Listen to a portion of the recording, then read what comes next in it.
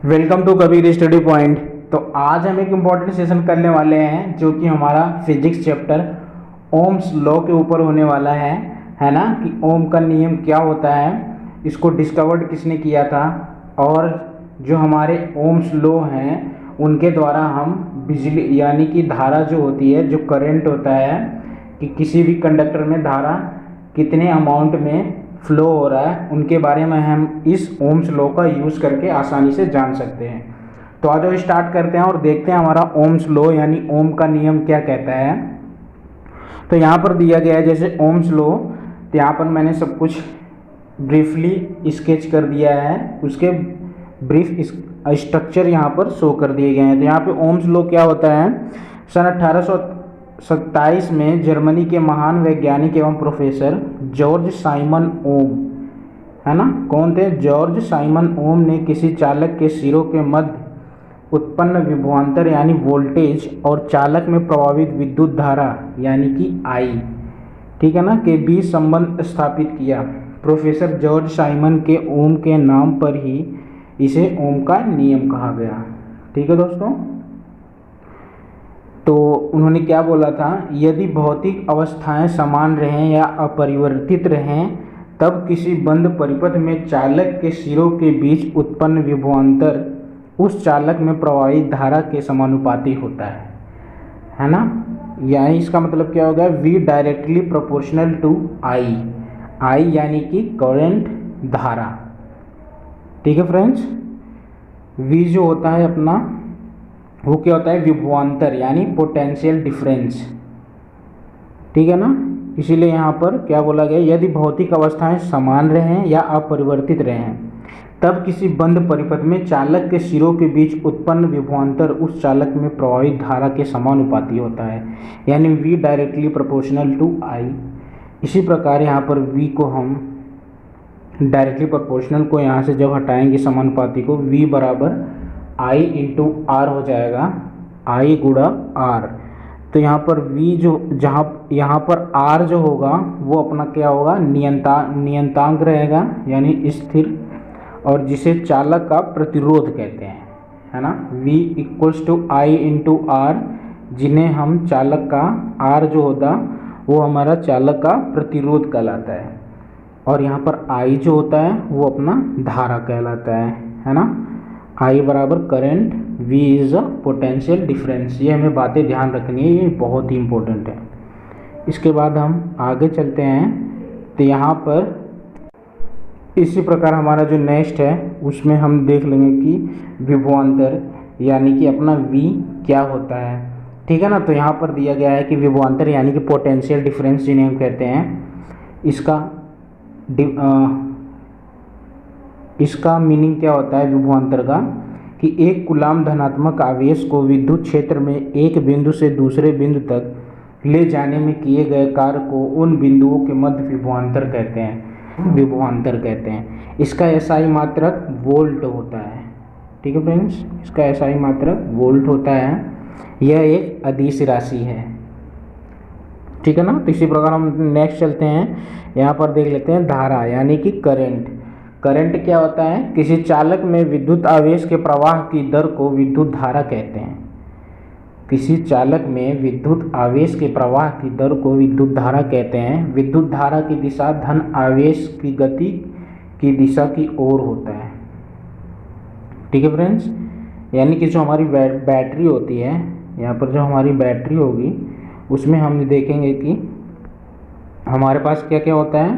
इसमें हम देखेंगे कि जो अपना एक नेगेटिव है ना, एक नेगेटिव सिरा होता है और एक पॉजिटिव होता है।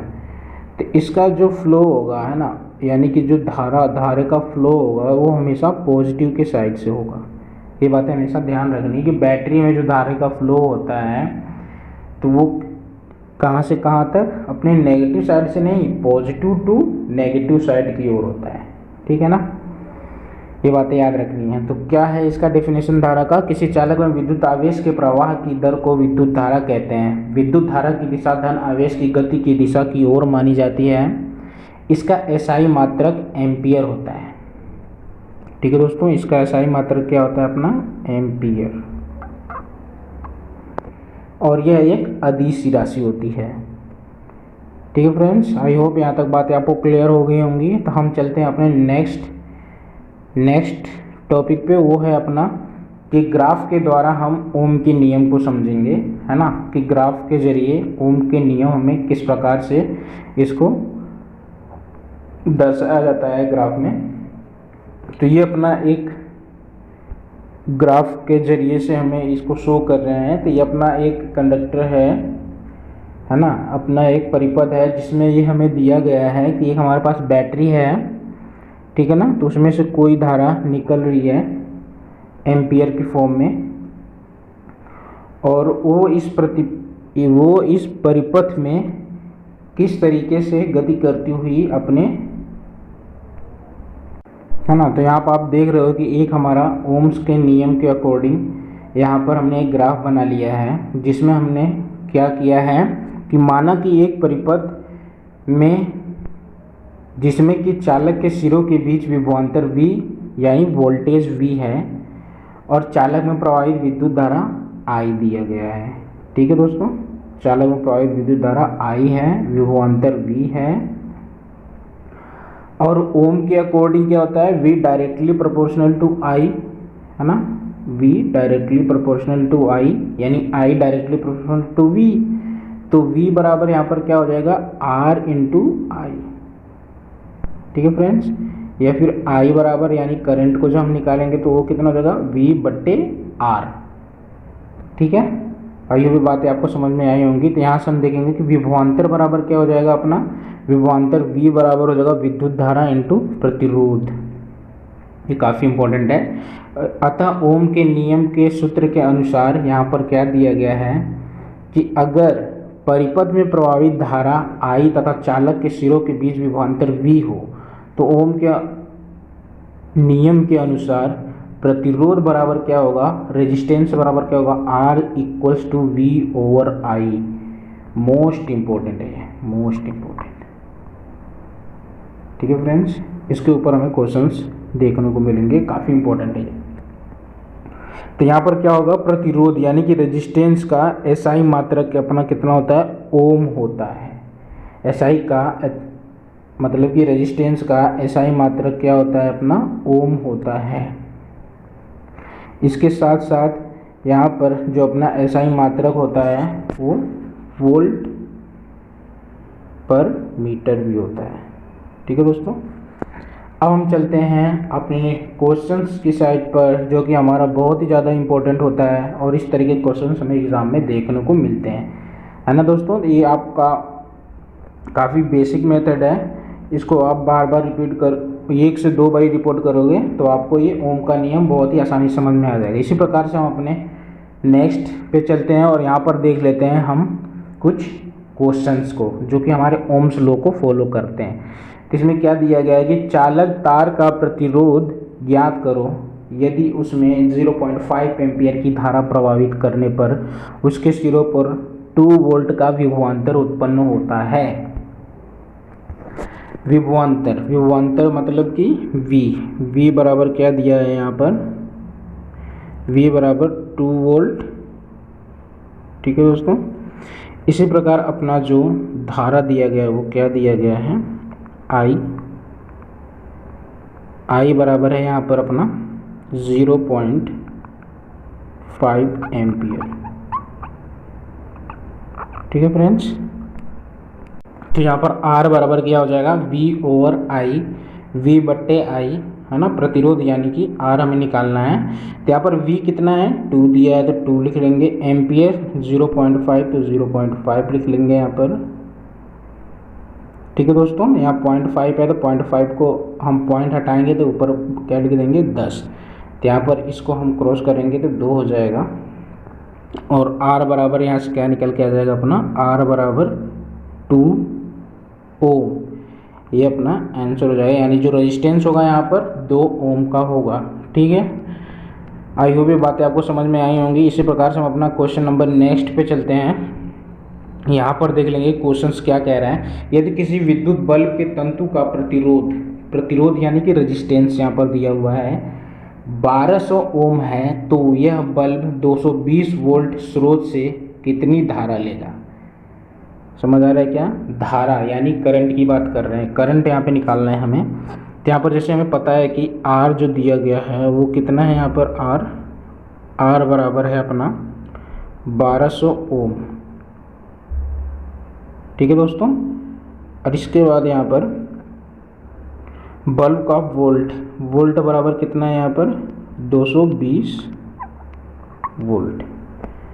ठीक है दोस्तों। और हमें क्या निकालना है, हमें ज्ञात करना है आई हमें निकालना है। और जैसे कि आपको पता होगा कि आई बराबर क्या होता है, आई बराबर क्या होता है V/R, है ना। ठीक है। तो अब हम यहाँ पर अपनी वैल्यूज़ को पुट कर देंगे और पुट करने के बाद यहाँ से हम अपना आंसर निकाल देंगे। तो V बराबर अपना क्या दिया हुआ है, यहाँ पर V बराबर है 220 वोल्ट, 220 वोल्ट। और जो अपना प्रतिरोध है यानी रेजिस्टेंस है वो कितना है 1200 ओम, है ना। अब हम यहाँ पर देखेंगे, इसको हम क्रॉस कर देंगे। इसके बाद जो सी वैल्यू जिससे कट रही है उसको हम काटते हुए चलेंगे यहाँ पर। तो यहाँ पर ये अपना कितना हो जाएगा 11, ये अपना हो जाएगा 660। ठीक है दोस्तों। तो यहाँ पर कितना बचेगा अपने पास 11/60, है ना, एम्पियर।